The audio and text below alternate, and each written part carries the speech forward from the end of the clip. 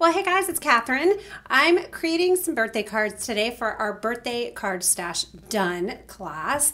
And, it's made me think a little bit today about stamping and how I stamp.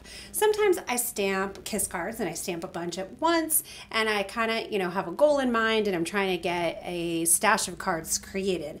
Sometimes I create a card for someone in particular, and other times I create kind of for the joy of creating, and that really doesn't happen as much as it used to anymore. So that's part of why I'm so excited about today's tutorial, because one of our members has made a really cool card. I don't know if you can tell, but this was almost copied exactly from her card, using some of our new stamps. And this one was pretty easy because like I said, just kind of copied how she used her stamps, and I substituted for things that I had on hand. I've seen this technique before. I'm hoping you guys can help me out. I'm not exactly sure the name. Is it repeat radial stamping? I had never been inspired to try it until I saw this card. So I did this, and I'm gonna recreate this or maybe something very similar to it with our new inks. But I wanted to show you this one before I move on to that. This one was super fun, but I'm gonna let you in on a little secret. I did this and I was doing okay, and then I got to here, and do you know what happened here? I put my stamp on the block upside down. So then I just kept stamping around, trying a couple different placements and angles of the stamp to just kind of have some fun and see how I was going to do it. Then this wasn't right, so I tried again, and I did this one. And when I was finished, I was very lopsided here, and I didn't like how black that was. I felt like it was too heavy. So I started again, and I came up with this one, and I was really happy with this. You can see my placement isn't perfect. I had a lot of fun stamping this, and I kind of could go crazy, and I could go all day. This purple and this blue were afterthoughts. I did all of my bigger stamps, and then I started filling in.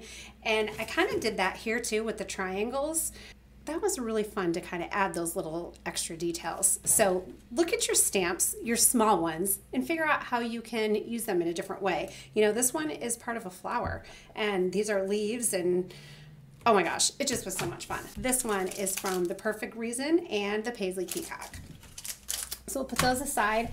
I'm going to probably make it similar to this, but maybe different. Similar but different. I'm going to choose from these stamp sets here. There's lots of little bits and pieces in these sets that I can pull from. So basically the first thing I suggest is choosing what your middle is going to be. And on this one, I thought this was the perfect middle image. And I kind of want to change it up to do something different this time. But I don't know. I think I'm going to just to do different. So we'll try this flower. I really like the center being yellow, so we're going to start with shea butter.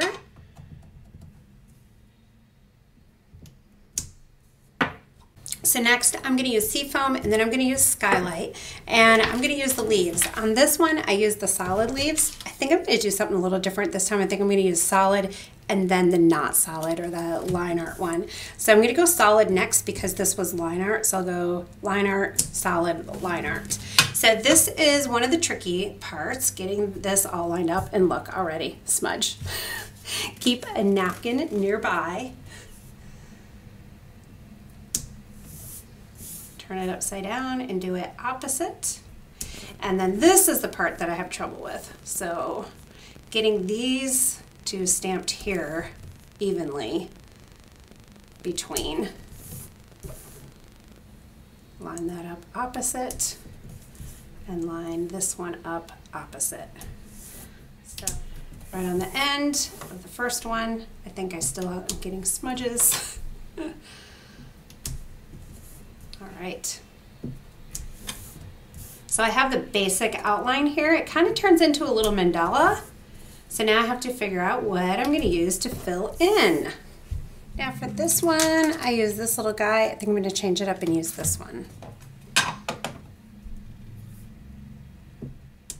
And you can tell my spacing is off because some of them are a little bit too small for me to fit that image in between. So I couldn't let this slide. I had to redo it. I'm feeling like a couple things are off. I don't like the flower in the center. I mean, it's okay, but I feel like this looks a lot better. And then this was feeling too heavy for everything else that was going on, and it just was way too crookedy. So since I'm videoing, I decided to get a little bit more concise about it, and I drew pencil lines. So I did one this way, and then I crossed in the center, and I'm just following the pencil lines. So that is giving me an extra spike here. So I did across.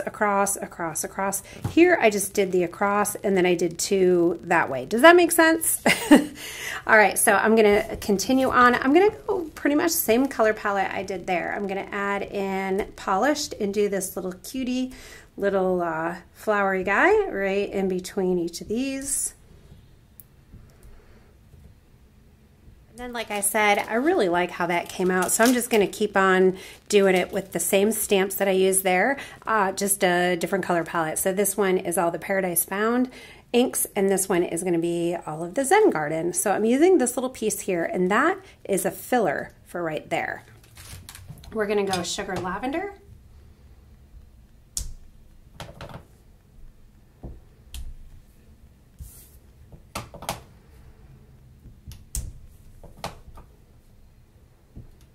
And this is shaping up pretty well. I think I'm going to use Stone Blue and fill in some of the spots here. Actually, you know what? This is a lot more filled in than this one was because I had fewer stamps going around. So there's not as much room to fill in. So maybe I will use a smaller. There is a little teeny tiny triangle in the Zen Feather. So I'm going to try that. Let's see. Yeah, and we'll just fill them in right there, just like that. Oh yeah. See, just a tiny little bit of color, and I think that really adds to it. Now, this is where I start having a problem. I keep looking at it, and I'm looking at my tiny stamps, and I'm like, ooh, where else can I fill in? Just because when you add a little detail like this, you can see before I added it and then after, it just levels it up. Oh my gosh, so cute. I think I'm going for one last stamp. In the Perfect Reason stamp set, one of the things I love about this set is the little tiny polka dots in there. You can always use them on so many different projects. So if I just do in the center, I think that'll be fun.